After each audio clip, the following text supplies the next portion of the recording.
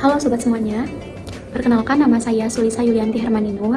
Teman-teman bisa panggil aku Sulisa. Oh ya, nomor NPM aku yaitu 2025 215000116. Baik, sebelumnya kepada yang terhormat yaitu dosen pengampu agama saya, yaitu Dr. Heri Purwo Susanto, SOSI MAHU. Oke, dan sekarang saya akan melaksanakan tugas dari beliau, yaitu membuat video presentasi singkat secara mandiri via online. Dan lewat video ini, tema yang akan saya ambil yaitu tentang sumber hukum dalam Islam, yang meliputi definisi sumber hukum Islam itu apa, lalu hukum Islam itu sumber-sumbernya dari mana, sampai ke hukum apa aja yang ada dalam Islam.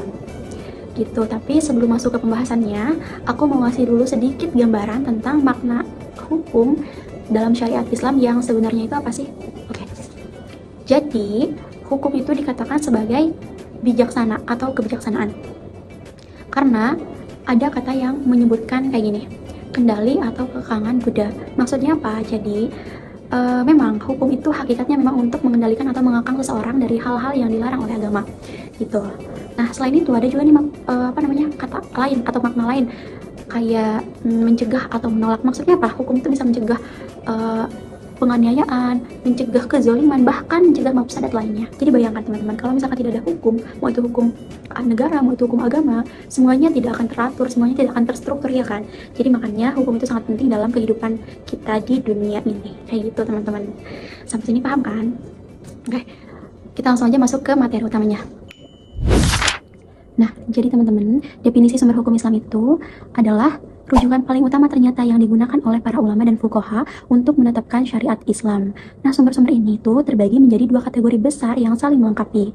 Setiap sumber itu memiliki kedudukan dan otoritas yang berbeda dalam penetapan hukum, mulai dari yang paling kuat hingga pendukung. Jadi gini maksudnya. Sumber hukum ini terbagi menjadi dua kategori. Yang pertama, kategori pertama kita bilang kategori yang paling kuat, lalu kategori kedua kita bilang kategori pendukung. Dari kedua kategori inilah yang akan menjadi hukum dalam Islam. Sumbernya dari dua kategori inilah, gitu teman-teman. Kategori pertama itu kategori yang paling kuat kan, kita bilang kategori primer. Kalau kategori yang kedua itu kategori pendukung, kita bilang kategori sekunder. Jadi ada dua ya, kategori primer dan kategori sekunder. Jadi saya akan menjelaskan satu persatu, dimulai dari hukum primer dulu ya, nanti hukum sekunder. Jadi hukum primer itu ada 4 poin. Yang pertama, sumber hukum Islam itu didapat dari Al-Quran. Yang kedua, dari sunnah Rasul. Yang ketiga, dari ijma. Dan keempat, dari qiyas. Dari Al-Quran, pertama sudah jelas, karena Al-Quran itu adalah sumber hukum yang paling utama, karena itu adalah wahyu Allah, firman Allah yang diturunkan kepada Nabi Muhammad SAW, dan juga memiliki otoritas tertinggi. Dan seperti yang sudah teman-teman ketahui bahwa makna yang terkandung dalam Al-Quran itu adalah semuanya petunjuk untuk umat Islam, gitu ya, atau sebagai pedoman abadi yang berlaku untuk seluruh umat manusia hingga akhir zaman sebagai panduan hidup, gitu. Yang kedua, sunnah Rasul. Sunnah Rasul itu bisa dikatakan sebagai perilaku dan contoh sikap Rasul yang dicontohkan kepada umat muslim, dan tentunya perilaku dan sikap Rasul yang dicontohkan itu adalah perilaku yang terpuji gitu, perilaku yang positif semua, dan itu dijadikan sumber hukum Islam juga. Jadi hukum-hukum Islam itu dilihat dari perilaku Rasul gitu. Lalu yang ketiga adalah ijma. Nah, ijma ini lebih ke kesepakatan ulama mujtahid dalam satu masa. Jadi setelah didapat tadi hukum-hukum Islam dari Al-Quran dan Sunnah Rasul, lalu disepakatilah oleh ijma atau oleh para ulama itu. Lalu yang keempat tadi qiyas, yaitu qiyas menyamakan hukum suatu kasus yang tidak ada nasahnya dengan kasus yang ada nasahnya. Jadi setelah disepakati tadi, lalu dikaji ulang lagi, disama-samakan lagi antara hukum yang ada kasus nasahnya dengan tidak ada kasus nasahnya. Seperti itu teman-teman, semoga dimengerti ya. Nah, lalu yang kedua kita lanjut ke hukum sekunder atau hukum pendukung tadi ya.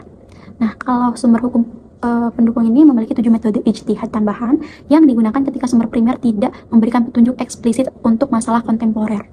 Jadi yang pertama itu sumber pendukungnya adalah qaul sababi atau pendapat para sahabat Nabi.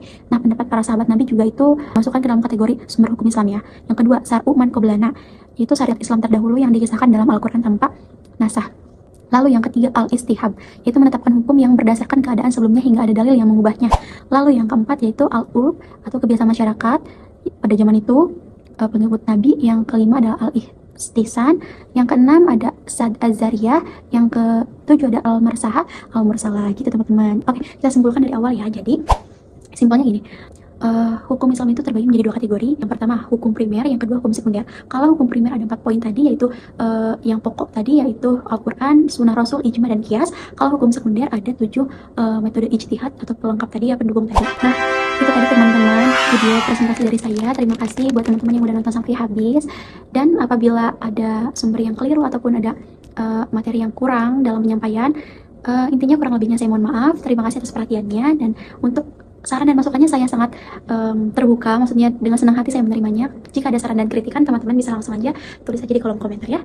Oke, terima kasih.